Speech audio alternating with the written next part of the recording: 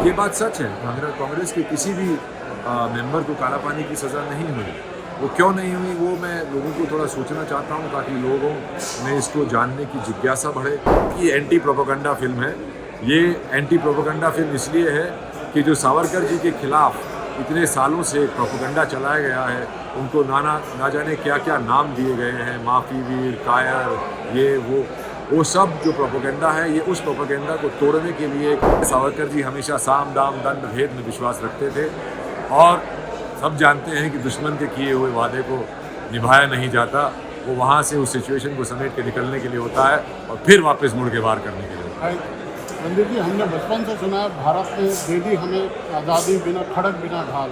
हाँ आपकी फिल्म तो बिल्कुल अपोजिट है। जी बिल्कुल। क्या कहते हैं सावरकर जी, मैंने भी यही पढ़ा था कि भारत को आज़ादी अहिंसा से ही मिली है, और वो भी 2-3 लोगों ने ही दिलाई है।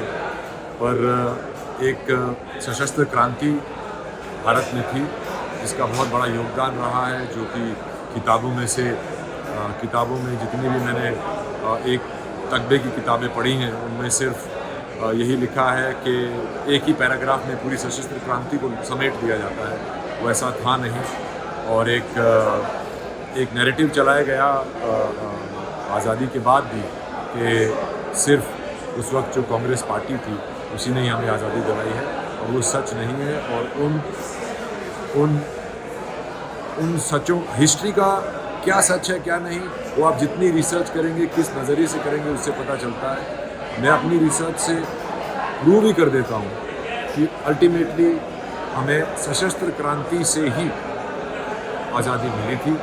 और इसमें मैं ये नहीं कह रहा हूँ कि अहिंसा का कोई रोल नहीं था। अहिंसा का बहुत बड़ा इसमें योगदान था, जिसने लोगों को जोड़ा साथ में, और दोनों सिरों से हमको आज़ादी मिली थी। ये मेरा इस मूवी में कहना है। आपने तो डायलॉग भी डाल दिया कांग्रेस के लोग, क्या काला पानी की सज़ा किसी कांग्रेसी को हुई? ये बात सच है। कांग्रेस के किसी भी मेंबर को काला पानी की सज़ा नहीं हुई। वो क्यों नहीं हुई वो मैं लोगों को थोड़ा सोचना चाहता हूँ, ताकि लोगों में इसको जानने की जिज्ञासा बढ़े, इसके बारे में लोग पढ़ें, इसके बारे में और रिसर्च करें, और उसके थ्रू ना सिर्फ सशस्त्र क्रांति की कहानी बल्कि वीर सावरकर जी की कहानी भी उभर के आएगी। और जिन लोगों से अंग्रेज़ ज़्यादा डरते थे, वो उनको मेन लैंड से दूर कारावास में भेज देते थे, जैसे कि सावरकर जी को भेजा, और उनको तो 2 लाइफ टाइम के लिए भेजा। तो आप उससे अंदाज़ा लगा सकते हैं कि वो कितना खतरनाक मानते थे सावरकर जी और उनकी इंटेलेक्ट और उनकी कन्विंसिंग पावर। इसीलिए इसको प्रोपेगेंडा फिल्म भी कह रहे हैं विरोधी पार्टी के जो लोग हैं। जी। बहुत इसको बोले, आप इसका अच्छा जवाब दे रहे हैं क्या? हाँ, मेरा जवाब है कि एंटी प्रोपेगेंडा फिल्म है।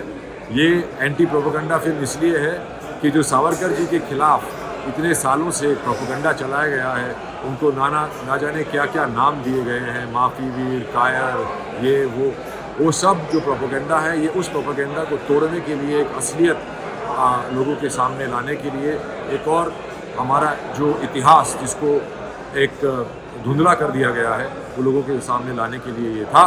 इत्तेफाकन ये पिक्चर 22 मार्च को रिलीज़ हो रही है।